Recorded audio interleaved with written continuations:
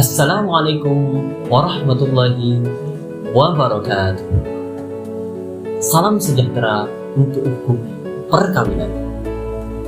Perkenalkan, nama saya Khairul Anam dengan nomor induk mahasiswa 0502062025. Pada kesempatan kali ini, saya ingin membuat sebuah video untuk memenuhi sebuah tugas ujian tengah semester mata kuliah Hukum Perkawinan Indonesia yang diambil oleh Bapak Nizam. Oke, pada kesempatan kali ini saya ingin mengangkat sebuah judul tentang selayang pandang hukum perkawinan di Indonesia.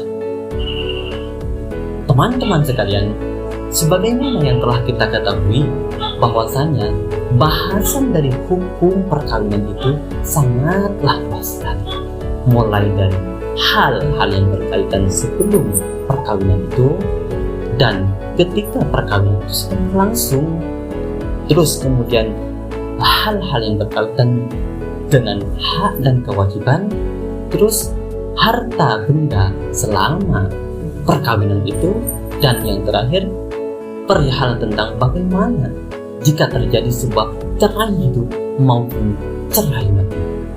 Oke, baik, karena pembahasan hukum perkawinan di Indonesia yang sangat luas sekali, pada kesempatan kali ini saya hanya akan membahas tentang hal-hal yang bersifat secara garis besar saja tentang apa hukum perkawinan itu. Mau tahu apa saja yang akan saya bahas? Simak video ini sampai habis, dan sebelumnya jangan lupa like, comment, and subscribe. Baik, yang pertama, dasar hukum perkawinan. Dasar hukum perkawinan telah dijelaskan di dalam Undang-Undang Nomor 1 Tahun 1974 tentang perkawinan, yang mana kemudian undang-undang tersebut diperbaharui di dalam Undang-Undang Nomor 16 Tahun 2019. Perubahan substansialnya adalah mencakup atau membahas tentang umur batas minimal si mempelai wanita. Jadi, jikalau di undang-undang pertama tadi batas usia maksimal, batas usia minimum dari seorang wanita itu adalah 16 tahun, ya. Baik, nah, di undang-undang yang terbaru di tahun 2019 ini dan dipakai sampai sekarang, batas usia minimum seorang wanita untuk melaksanakan perkawinan itu dinaikkan menjadi umur 19 tahun. Yang kedua, apa sih perkawinan itu?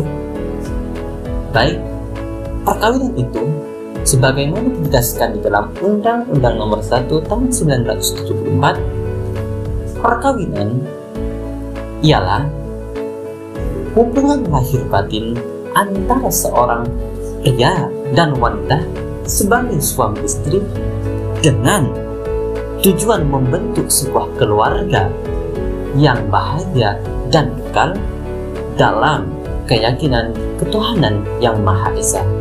Jadi, dari definisi perkawinan di sini dapat kita simpulkan bahwasanya pernikahan itu terjadi dengan adanya seorang pria dan seorang perempuan.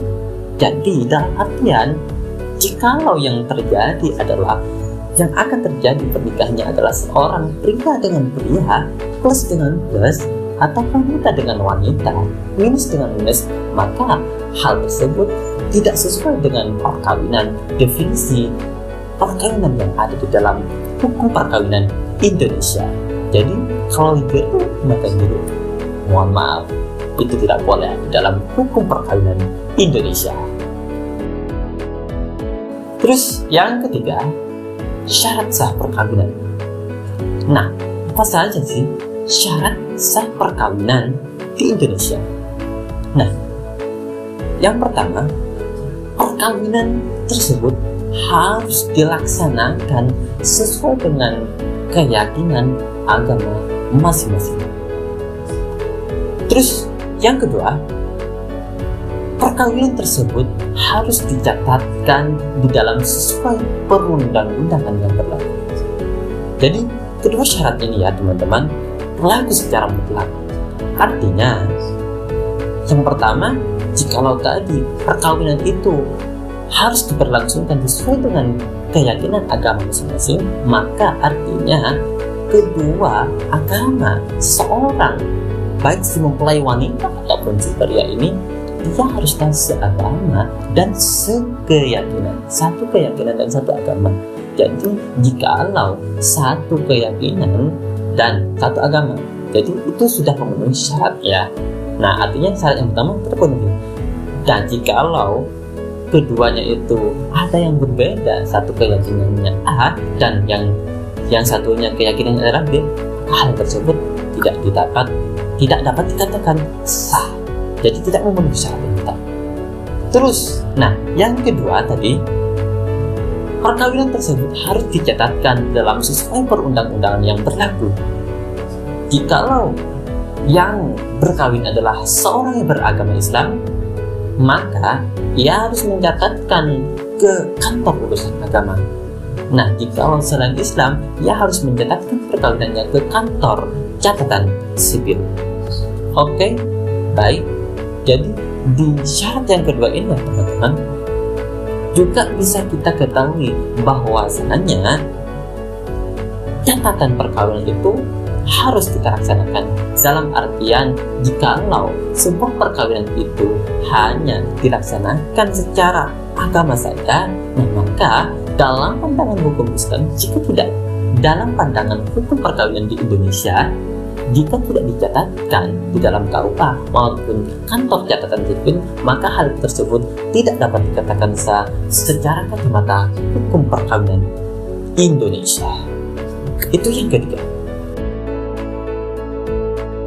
Yang keempat, syarat dalam memberlangsungkan sebuah pernikahan. Nah, di antaranya yang pertama, persetujuan dari kedua mempelai. Artinya, si pria dan wanita itu sudah sama-sama setuju untuk menikah. Ya, artinya si A itu sudah mau dengan si B dan si B itu juga mau dengan si A. Itulah yang dimaksud dengan keduanya sama-sama setuju. Terus, yang kedua, jikalau umur dari seorang mempelai wanita dan pria itu masih di bawah umur 21 tahun, nah, maka mereka keduanya harus memperoleh izin dari kedua orang tuanya. Artinya, dalam artian, dia harus meminta izin kepada kedua orang tuanya. Baik, yang selanjutnya, yang ketiga, syarat dalam memberlangsungkan sebuah pernikahan, seorang wanita itu tidak dalam masa tunggu setelah ia terlepas dari sebuah pernikahan. Dalam artian, dalam bahasa fikihnya, seorang wanita ini tidak dalam masa iddah. Jadi masa iddah itu seorang perempuan bermacam-macam akibatnya dan namanya juga bervariasi.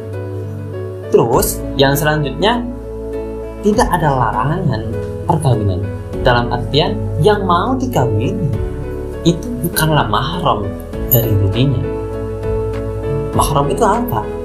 Mahram itu dijelaskan di dalam kitab Fathul Qorib, wal muradu bil mahrami man haruma nikahha li'ajli nasabi aw rada'in aw musyaharatin.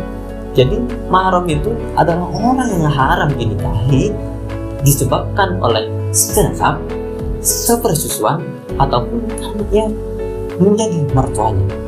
Ya, jadi yang harus atau yang boleh dinikahi itu adalah orang yang bukan mahramnya.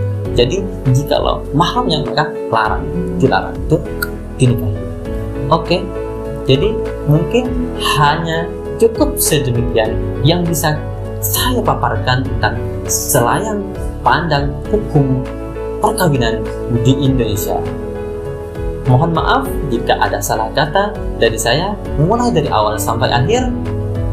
Saya akhiri, ihdinas shiratal mustaqim. Assalamualaikum warahmatullahi wabarakatuh.